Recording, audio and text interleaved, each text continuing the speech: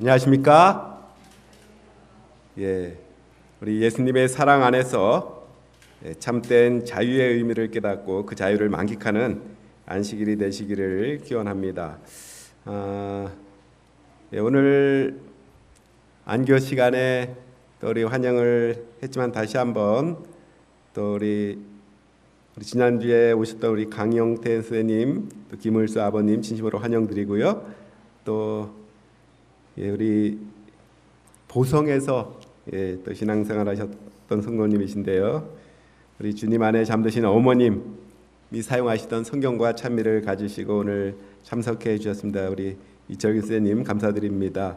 또 우리 이현수 성도님 동생 되시는 우리 이명수 선생님 다시 한번 환영하며 또 감사합니다. 우리 이 발걸음들 또 하늘까지 계속 이어지게 되기를 간절히 소망합니다. 오늘도 한 소식을 전해드리고 시작을 하겠습니다. 존경합니다. 흙탕물에 맨손 넣어 배수구 뚫은 빗속 영웅이라고 하는 제목의 글입니다. 지난 13일, 14일 수도권을 중심으로 강한 비가 내린 가운데 경기도 고양 화정역 인근 도로에서 맨손으로 배수구를 뚫는 한 시민 모습이 포착됐습니다. 14일 한 SNS 계정에는 멋진 시민의식 존경합니다 라고 하는 글과 함께 한 여성의 모습을 담은 영상이 올라왔습니다. 해당 영상이 촬영된 곳은 지하철 3호선 화정역 인근입니다. 이 여성은 침수된 도로 옆 인도에 쪼그려 앉은 채 흙탕물 안으로 손을 집어넣어 쓰레기 등을 꺼냅니다. 배수구가 쓰레기로 막혀서 빗물이 고이자 이를 직접 치운 것으로 보입니다. 이 영상은 좋아요를 2만 5천 개 넘게 받는 등 누리꾼들의 관심을 집중시켰습니다. 누리꾼들은 보이지 않는 영웅, 누가 저렇게 할 수 있을까? 멋지다. 쉽지 않은 행동인데 멋있다. 존경한다. 등 긍정적인 반응을 보였습니다. 한 누리꾼은 이 맨손을 집어넣으면 큰일 날 수도 있어 주의해야 한다고 말하기도 했습니다. 지난 이틀간 경기도 서북부에는 많은 비가 내렸습니다. 전날 오후 3시 기준 누적 강수량은 경기도 파주 317mm, 인천 옹진 289mm, 그 다음에 인천 중구 운남에 285mm였습니다. 영상이 촬영된 고양시에도 강한 비로 인한 피해가 발생했습니다.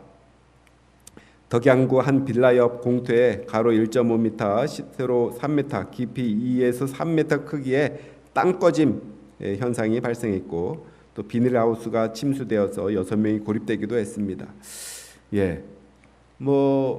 비에 의해서 이 배수구가 쓰레기에 막혀서 점점 물이 차오르자 여성이 또 맨손을 진흙탕 물에 넣어서 쓰레기를 줍는 장면인데요.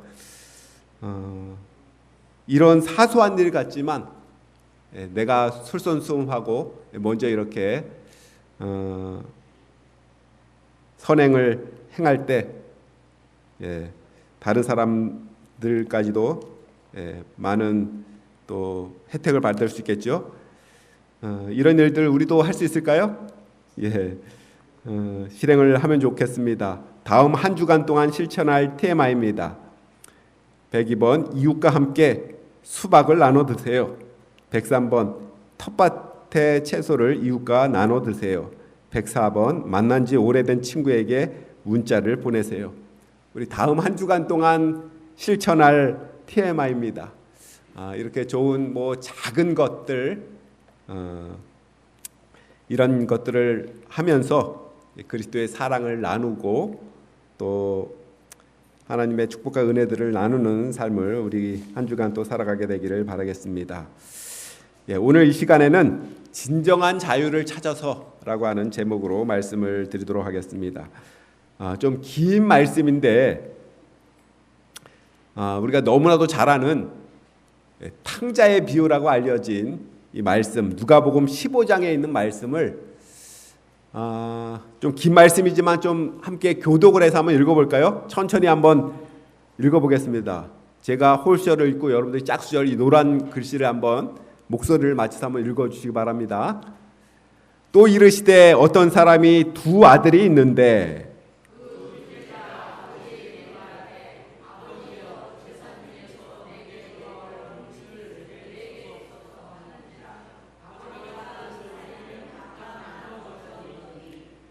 그 후 며칠이 안 되어 둘째 아들이 재물을 다 모아가지고 먼 나라에 가 거기서 허랑방탕하여 그 재산을 낭비하더니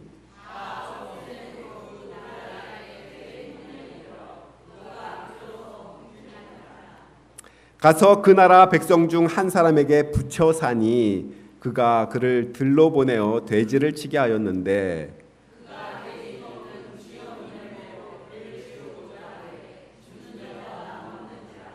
이에 스스로 돌이켜 이르되 내 아버지에게는 양식이 풍족한 품꾼이 얼마나 있는가 나는 여기서 줄여 죽는구나.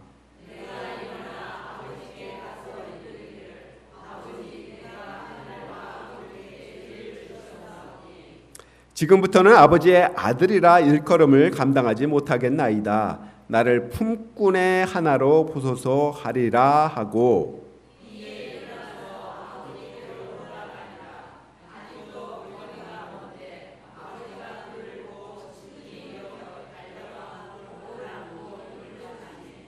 아들이 이르되 아버지 내가 하늘과 아버지께 죄를 지었사오니 지금부터는 아버지의 아들이라 일컬음을 감당하지 못하겠나이다 하나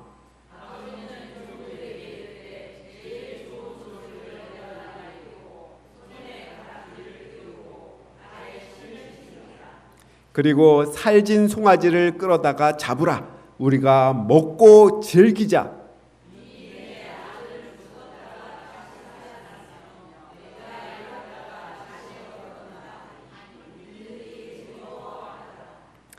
맏아들은 밭에 있다가 돌아와 집에 가까이 왔을 때에 풍악과 춤추는 소리를 듣고 대답하되 당신의 동생이 돌아왔음에 당신의 아버지가 건강한 그를 다시 맞아들이게 됨으로 인하여 살진 송아지를 잡았나이다 하니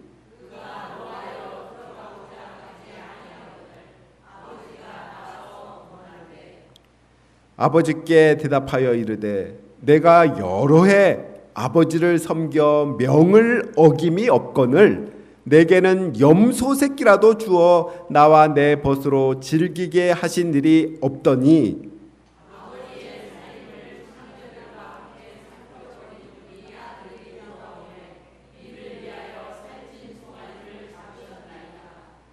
아버지가 이르되 예 너는 항상 나와 함께 있으니 내 것이 다 너 것이로되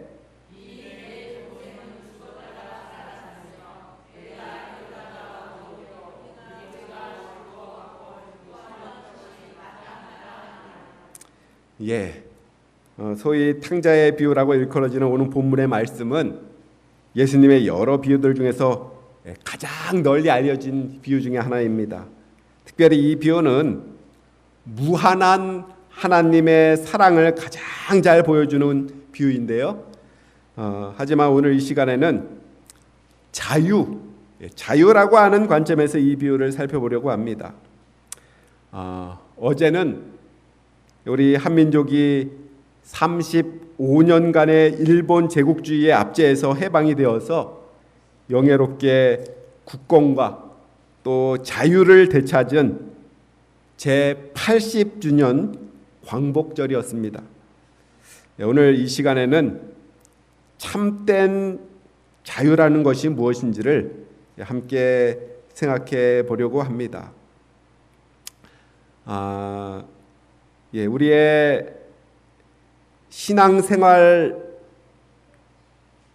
중에 우리의 신앙이 하나의 굴레처럼 느껴졌던 경험이 혹 있으셨습니까?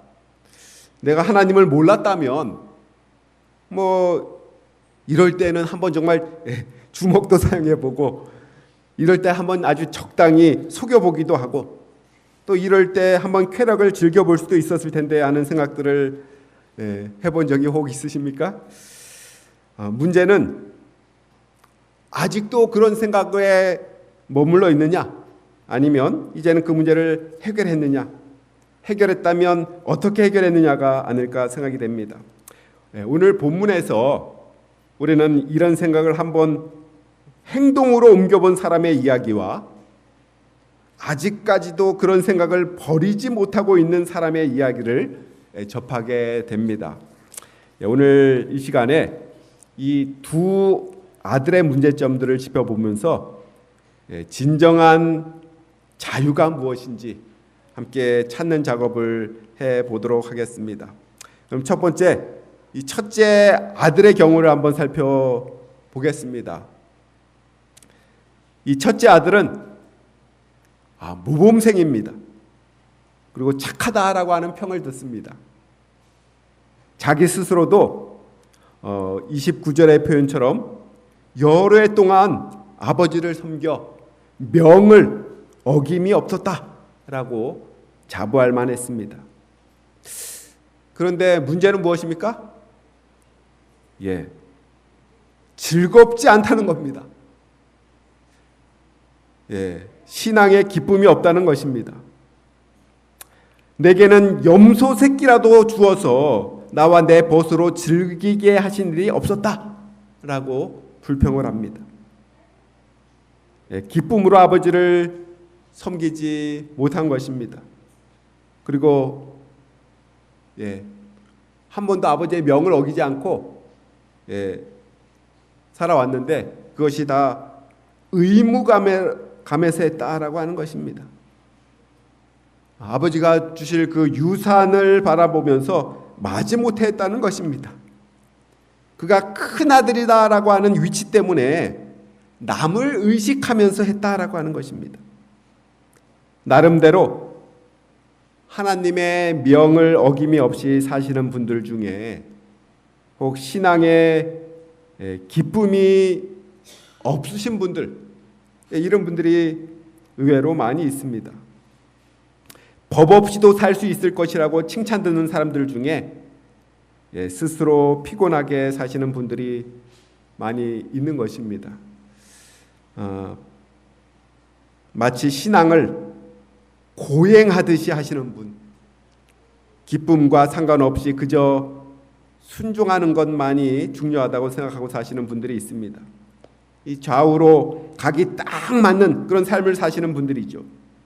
그런데 이런 분들이 위장병이 많이 걸립니다. 스트레스가 많이 받는 것입니다. 신앙에 기쁨도 없고 그렇다고 감히 벗어날 엄두도 못 내는, 어떻게 보면 아주 불쌍한 신앙인들을 우리 주변에서도 많이 볼 수가 있습니다. 제가 그분들의 하나님의 말씀대로 살고자 하는 것을 문제 삼는 것이 아님을 여러분들이 잘 아실 것입니다. 다만 마음의 동기와 현재의 신앙의 자세를 안타깝게 여기는 것입니다. 우리 재림교인처럼 건강 법칙에 아주 철저한 사람들이 또 있을까 싶습니다만, 건강을 잃은 다음에 우리 재림교회에 들어온 사람들 말고도 건강 법칙대로 살아온 2대, 3대째 재림 성도들도 암이나 기타 질병에 걸리는 것을 볼 때 이런 신앙의 자세와 관련이 있지 않나 싶어서 걱정스럽기까지 합니다. 제가 아는 한 사람은 새우깡을 과자 새우깡을 모르고 몇 개 먹었는데 나중에 이 새우깡이라는 것을 알게 되고 입을 여러 번 헹구고 회개 기도까지 하는 것을 보았는데요. 저는 그분의 순수성을 비난할 마음은 전혀 없습니다만, 이런 사람들이 자기만 안 하면 되는데 또 다른 사람을 비난하게 될 가능성이 많다는 것입니다. 동생이 아버지의 살림을 창녀들과 함께 삼켜버렸다라고 비난을 합니다. 뭐 동생이 그렇게 창기들과 재산을 다 탕진했는지 어떻게 알았을까요? 이 이야기가 추측인지 아니면 들려온 소문을 이야기한 것인지 모르겠습니다만 큰아들이 비난의 정신을 가졌다라고 하는 것만은 분명합니다. 뿐만 아니라 형제를 사랑하고 덮어주려고 하는 마음도, 또 아버지께 감사하는 마음도 없었습니다. 이 아버지의 마음을 이해하려고 하는 시도도 하지 않았다라고 하는 것입니다. 사랑하는 성도 여러분, 저와 여러분이 이 둘째 아들보다 이 첫째 아들에 더 가깝다면 이 문제는 다른 사람의 문제가 아니라 또 저와 여러분의 문제인 것입니다. 그렇다면 이 문제를 어떻게 해결해야 할까요? 여러분, 위장병에 걸리느니 둘째 아들처럼 한번 뛰쳐나가야 되겠습니까? 사랑하는 성도 여러분, 이 큰아들에게도 여러 가지 특권들이 있었습니다. 버리기 아까운 것들이 있습니다. 우리 31절을 한번 살펴볼까요?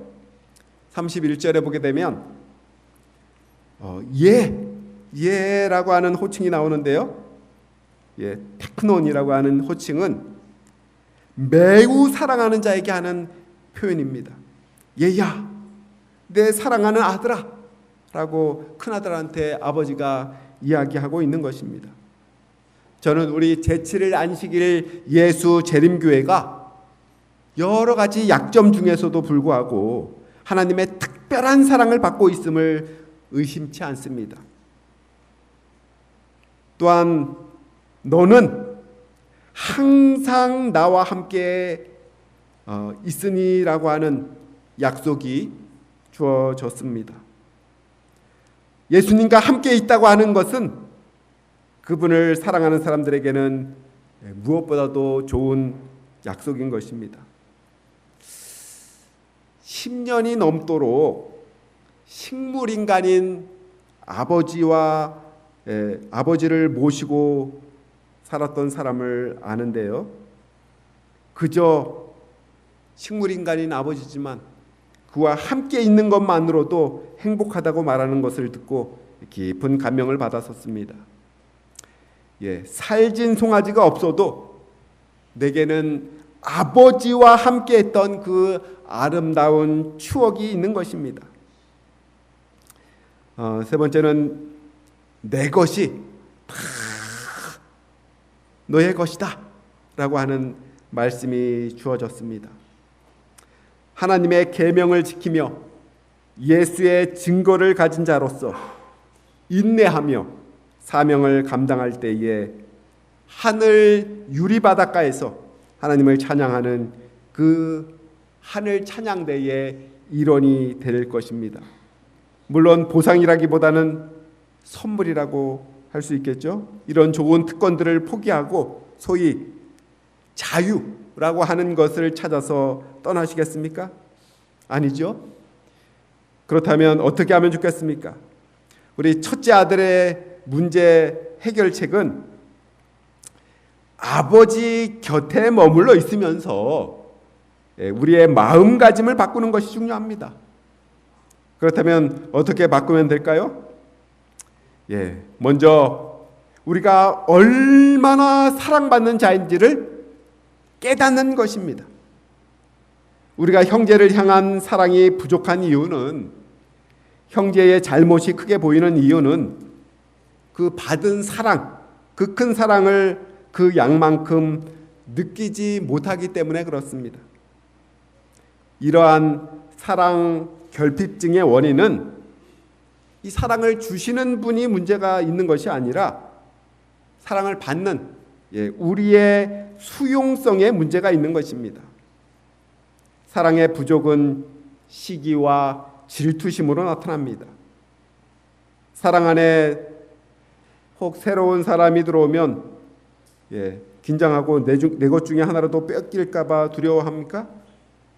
형제에게 조금이라도 더 관심이 가는 것처럼 느껴지는 것을 참을 수가 없다라고 한다 그러면 참된 사랑의 결핍증, 수용에 문제가 있는 것입니다. 그러나 사랑에 배부른 사람은 굉장히 포용적입니다. 다 이해하고 다 받아들일 수 있습니다. 문제는 이 사랑의 수용성인데요. 저는 예수님께서 12 제자 중에 특별히 사랑의 사도인 요한, 이 요한을 특별히 사랑하셨다고 보지 않습니다. 또 성경에서 특별히 가룟 유다, 그 유다를 미워하셨다라고 하는 증거를 찾을 수가 없습니다.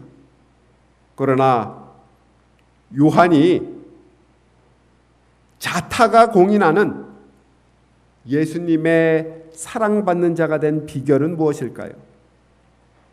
바로 사랑의 예수님의 특성들을 그는 주목하고 명상하고 연구하고 예수님을 닮고자 하는 것이 바로 요한이 사랑을 더욱 많이 받는 자처럼 드러난 비결인 것입니다.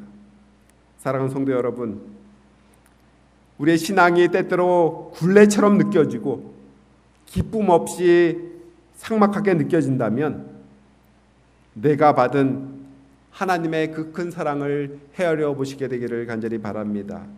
내가 얼마나 사랑을 많이 받은 자인지를 확인하는 것입니다. 그렇다면 지금 아무리 비합리적이고 이해하기 어려운 일을 당한다고 하더라도 전혀 흔들리지 않을 수 있을 것이고 고난이라도 기뻐할 수 있을 것입니다. 사도행전 5장 41절에 보면 이렇게 얘기를 합니다. 사도들은 그 이름을 위하여 능욕받는 일에 합당한 자로 여기심을 기뻐하면서 공의 앞을 떠나니라. 이런 신앙의 자세가 될 때에 우리는 진정한 자유를 누리며 또 기쁨 넘치는 신앙을 할 수 있게 될 것입니다. 사랑하는 성도 여러분, 우리 첫째 아들처럼 아버지의 크신 사랑과 은혜와 축복을 받아서 누리고 있으면서도 그것을 깨닫지 못하고 신앙의 기쁨을 누리지 못하고 있지는 않습니까? 우리 모두 그 크신 하나님의 사랑을 깨달아 알고 정말 감사하며 기뻐하는, 정말 그 큰 사랑에 감격하는 신앙의 삶을 살아가는 저와 여러분이 되시기를 간절히 바랍니다. 그러면 이제 둘째 아들의 경우를 한번 생각해 볼까요? 그는 평소부터 아주 자유분방하고 도전적이고 남을 의식하지 않고 꿈을 이루어가는 전형적인 둘째의 성격을 가진 사람입니다. 이 역사는 이런 둘째가 이끌어간다는 말이 있습니다만 통상적으로 생각하는 신앙인의 성격이나 그 모습과는 조금 다른 것처럼 느껴집니다. 놀기를 좋아하여 친구가 많았던 그는 또 경제적인 마인드는 약해도 의리 하나만큼은 강해서 돈이 다 소진될까지 베풀고 또 베풀었습니다. 이 다른 사람이 볼 때에는 정말 대책 없는 사람이요, 걱정되는 사람이지만 그러나 아버지만은 그의 따뜻한 그 마음을 높이 샀습니다. 사실 둘째 아들 같은 신앙인은 우리의 경직된 사고와 또 율법주의적인 분위기로 인해서 최대의 피해를 보는 사람 중에 한 명입니다. 저는 둘째 아들이 집을 나간 것이 아버지나 자신의 문제보다는 혹 형 문제가 더 깊은 관련이 있지 않았을까 하는 생각도 해보았습니다. 물론 가장 큰 문제는 본인에게 있겠습니다만 그러나 이런 답답한 형과 같이 못 있겠다라고 해서 나간 것이 아닐까 또 생각해 봅니다. 하여간 이렇게 숨통을 죄는 듯한 집안 분위기를 견디다 못해서 뛰쳐나가게 되었다고 보아도 크게 틀리지 않을 것입니다. 이 큰 아들 같은 경우는 교회를 잠시 여러 이유 때문에 잠시 떠난다 하더라도 크게 타락하지 않습니다. 하지만 쉽게 돌아오지도 못하고 교회나 교인에 대한 비평자로 남아있기가 쉽습니다. 그러나 둘째 아들 같은 경우는 떠나게 되면 아주 멀리 떠납니다. 오늘 본문에서도 둘째 아들은 유산을 다 챙겨서 어디로 떠났어요? 먼 나라로 떠났습니다. 어떤 사람들은 재산을 요구한다고 나눠준 그 아버지의 주의 깊지 못한 경솔을 탓합니다.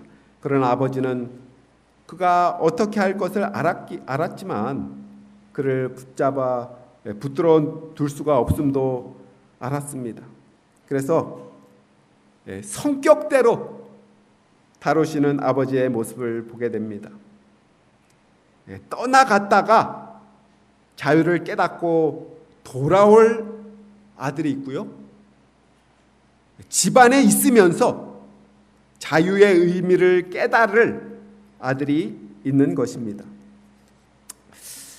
이 자유를 찾아 떠난 둘째 아들 앞에 그 둘째 아들이 앞에 기다리고 있는 것, 자유를 찾아 떠났는데 무엇이 기다리고 있어요? 부자유가 기다리고 있었습니다. 하나님께서는 가끔 바닥까지 내려가도록 허락을 하십니다. 그가 가진 것이 다 떨어졌을 때 친구들도 다 떠나게 되고 거기에 기근까지 겹치도록 허락하십니다. 이 돼지를 부정한 동물로 여기는 유대인들에게 있어서 이 돼지치기라고 하는 것은 정말 갈 때까지 간 밑바닥을 이야기하고 있는 것입니다. 결국 거기에서 그는 하나님을 떠난 하나님을 떠난 삶은 돼지보다도 못한 삶임을 깨닫게 됩니다. 사실 아버지를 떠나 아버지의 영향력 밖에서 살려고 했던 그의 생각은 처음부터 잘못된 것이었습니다. 집을 떠났지만 아버지로부터 받은 그 돈으로 그동안 살아온 것이 아닙니까? 그래서 여기 보게 되면 하나님을 떠난 사람이라 하더라도 하나님의 은혜 없이는 단 하루도 살 수 없다라고 하는 사실입니다. 바로 이것을 깨닫는 순간 돌이키게 됩니다. 둘째 아들이 자유를 찾아 나섰는데 이 자유를 찾게 된 전환점, 자유를 찾게 된 전환점, 터닝 포인트는 무엇이었을까요? 실물교훈 202쪽에 보면 이렇게 말씀합니다. 탕자는 비록 가련한 처지에 있었으나 자기 아버지의 사랑을 확신하고 소망을 갖게 된다. 그를 집으로 이끌리게 한 것은 무엇이었습니까? 곧 아버지의 사랑이었다라고 말씀하고 있습니다. 17절에 보게 되면 스스로 돌이켜라고 말했지만 이 탕자가 자유를 찾아 집으로 가게 된 것은 뭐 때문에 가게 됐다고요? 아버지의 사랑을 깨달았기 때문입니다. 공이 떨어뜨렸을 때 튀어오르기 위해서는 어디를 쳐야지 튀어오릅니까? 바닥을 쳐야지 튀어오릅니다. 사람은 이 바닥을 경험하지 않고는 튀어오를 수가 없습니다. 그런데 혹 바닥에 닿았는데도 튀어오르지 않는 공이 있습니다. 거기에는 뭐 공에 문제가 있을 수도 있고 또 바닥에 문제가 있을 수도 있는데요. 이 공의 문제는 일단 내려오고 있다는 것만으로도 한두 가지 문제가 아닐 테니 일단 접어두고요. 이 바닥에 대해서 한번 생각해 봅시다. 공으로 튀어오르지 못하게 하는 바닥은 어떤 바닥일까요? 늪같이 공을 빨아들이는 바닥입니다. 늪에다가 공을 딱 떨어뜨리면 튀어오를까요? 안 튀어오를까요? 안 튀어오르겠죠? 창조 전의 지구 바닥의 상태를 성경 첫 절들이 말해주고 있습니다. 땅이 혼돈하고 공허하며 흑암이 깊은 위에 있었다라고 표현합니다. 이런 바닥에 떨어지는 공은 튀어오를 수가 없습니다. 통계청의 사망 요인 통계를 보게 되면 자살, 그것이 5번째로 많은 사망 요인임을 보게 됩니다. 그것도 계속 매년마다 증가 추세에 있는데요. 이것이 바로 튀어오르지 못하는 공의 모습입니다. 그렇다면 이 세상은 일단 떨어지기 시작하면 끝입니까? 아니죠. 이어지는 창세기 1장의 말씀은 무엇입니까? 하나님의 신은, 하나님의 영은 수면에 운행하시니라 라고 말씀합니다. 우리가 아는 대로 예수님께서 하늘 높은 곳에 계신 분이시지만 사랑하는 인류가 하늘을 향해 다시 튀어오를 수 있게 하시고자 예수님께서 친히 바닥이 되셨습니다. 예수님께서 말씀하십니다. 요한복음 8장 36절 한번 같이 읽어보겠습니다. 시작. 그러므로 아들이 너희를 자유케 하면 너희가 참으로 자유하리라. 갈라디아 5장 1절 같이 읽어보겠습니다. 시작. 그리스도께서 우리로 자유케 하려고 자유를 주셨으니 그러므로 굳세게 서서 다시는 종의 멍에를 매지 말라. 나사렛 회당에서 있었던 또 예수님의 사명 선포를 들어보실까요? 누가복음 4장 18절부터 19절입니다. 주의 성령이 내게 임하셨으니 이는 가난한 자에게 복음을 전하게 하시려고 내게 기름을 부으시고 나를 보내사 포로된 자에게 무엇을? 자유를, 눈먼 자에게 다시 보게 함을 전파하며 눌린 자를 자유케 하고 주의 은혜의 해를 전파하게 하려 하심이라 하였더라. 모든 사람에게 있어서 최저점, 그것은 다 다릅니다. 예수님을 만나는 곳, 바로 그곳이 다시 튀어오를 수 있는 최저점인 것입니다. 사랑하는 성도 여러분, 혹 경제적으로 자유롭지 못하신 분이 계십니까? 복음을 가지고 다가오시는 예수님을 오늘 만나시게 되시기를 간절히 바랍니다. 예수님은 가난한 자를 위하여 오신 분이십니다. 요즘 경제가 더 어려워지고 또 중산층이라고 생각하는 사람들이 많이 줄었다고 하는데요. 선교적으로는 도리어 기회입니다. 예수님을 만날 시간이 가까운 사람들이기 때문에 그렇습니다. 부자라고 생각하는 사람을 위해서는 예수님의 권고 한마디가 있을 뿐입니다. 마가복음 10장 21절 예수께서 그를 보시고 사랑하여 가라사대 때 내게 오히려 한 가지 부족한 것이 있으니 가서 내 있는 것을 다 팔아 가난한 자들을 주라. 그리하면 하늘에서 보화가 내게 있으리라. 그리고 와서 나를 좇으라. 물론 여기에는 가난이라고 하는 의미가 이 물질적 부족이라고 하는 의미보다는 우리의 심령의 가난을 의미하는 것이 사실입니다만 두 사이에 밀접한 상하관계가 있음을 성경과 역사가 이야기해 주고 있습니다. 사랑하는 성도 여러분, 각종 좋지 못한 습관의 포로가 되고 또 세상을 향한 사랑과 그릇된 야심의 포로가 되고 교만과 이기심의 포로가 되신 분들이 계십니까? 자유를 선포하러 오신 예수님을 이 시간 만나게 되시기를 간절히 바랍니다. 사망 권세를 이기신 유일한 분, 예수님만이 이런 모든 얽매이는 줄을 끊으실 수 있으십니다. 제가 가장 좋아하는 성경 말씀 중에 하나입니다. 히브리서 12장 1절부터 3절의 말씀입니다. 이러므로 우리에게 구름같이 둘러싼 허다한 증인들이 있으니 모든 무거운 것과 얽매이기 쉬운 죄를 벗어버리고 인내로서 우리 앞에 당한 경주를 경주하며 믿음의 주요 또 온전케 하시는 이인 예수를 바라보자. 저는 그 앞에 있는 즐거움을 위하여 십자가를 참으사 부끄러움을 개의치 아니하시더니 하나님 보좌 우편에 앉으셨느니라. 너희가 피곤하여 낙심치 않기 위하여 죄인들의 이같이 자기에게 거역한 일을 참으신 자를 생각하라. 아멘. 육신적으로 고통 속에 계신 분들이 계시죠?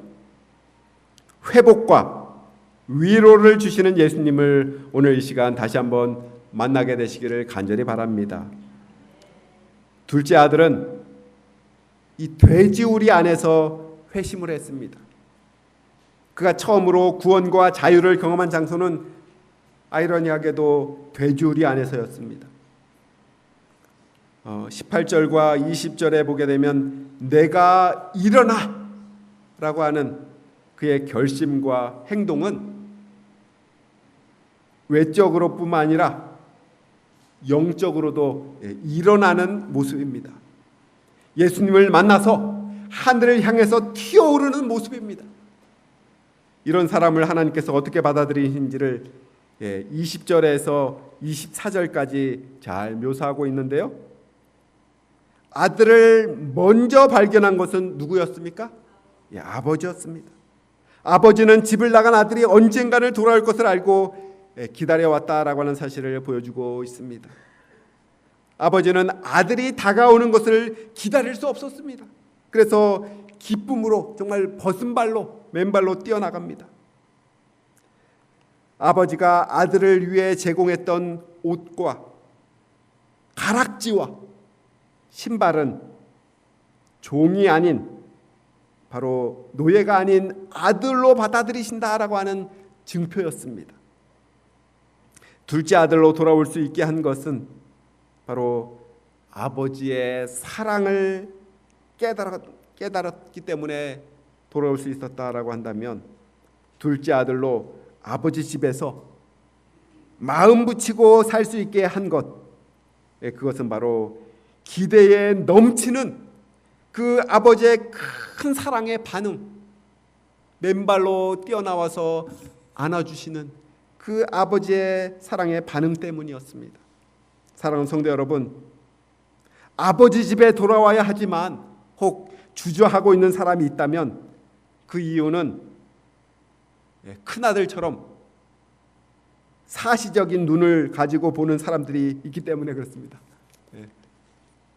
사시 눈으로 바라보는 큰아들 같은 사람.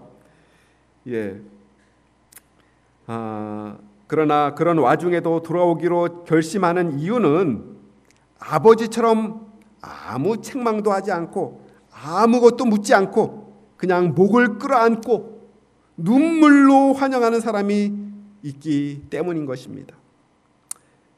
D.L. 무디는 이렇게 이야기합니다. 새 신자가 교회에 나오고 교인들이 자신을 사랑해 준다는 것을 알게만 되면 교회에는 곧 사람들이 가득 차게 될 것이다. 이 같은 사랑은 죄인들을 끌어당긴다. 우리는 죄인들을 먼저 우리 편으로 만들고 나서야 그들을 그리스도의 편이 되게 할 수 있다. 사람들로 하여금 먼저 우리를 사랑하게 한 다음에야 그들을 그리스도에게로 인도할 수 있다라고 말씀합니다. 사랑하는 성도 여러분, 우리 교회는 어떤 사람들이 많습니까? 혹 첫째 아들처럼 돌아오는 동생을 비난하는 사람은 없습니까? 아버지처럼 사랑으로 감싸 안는 사람, 우리 모두가 되기를 간절히 바랍니다. 나는 어떤 사람인가 한번 되돌아보게 되기를 바랍니다. 사랑으로 받아줄 줄 아는 사람이 많을수록 하나님께서는 더 많은 사람들을 보내주실 것입니다. 오늘 비유를 마감하면서 32절에 아버지는 이런 이야기를 합니다. 내 동생은 죽었다가 살아났으며 내가 잃었다가 얻었기로 우리가 즐거워하고 기뻐하는 것이 마땅하다. 전혀 마땅한 일이 아닌 것처럼 생각이 들 수도 있습니다. 그러나 아버지께서는 그것을 마땅하게 여기신다라고 말씀하십니다. 우리의 어떠함 때문에 마땅히 여기시는 것이 아니라 하나님의 어떠하심 때문에 마땅하게 여기시는 것입니다.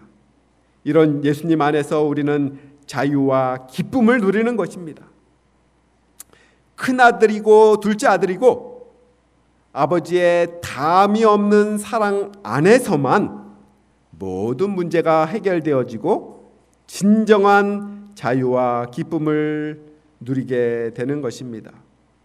우리 예레미야 31장 3절 한번 다 함께 같이 읽어보겠습니다. 시작. 옛적에 여호와께서 나에게 나타나사 내가 영원한 사랑으로 너를 사랑하게 인자함으로 너를 이끌었다 하였노라. 아멘. 사랑하는 성도 여러분, 하나님의 크신 사랑에 늘 강건함을 받는 저와 여러분이 되시기를 간절히 바랍니다. 그 크신 하나님의 무궁한 사랑, 담이 없는 사랑, 이 영원한 사랑을 깨달아 알고 감사하며 참된 자유와 기쁨을 누리는 저와 여러분이 되시기를 간절히 바라면서 이 시간 말씀을 줄이겠습니다.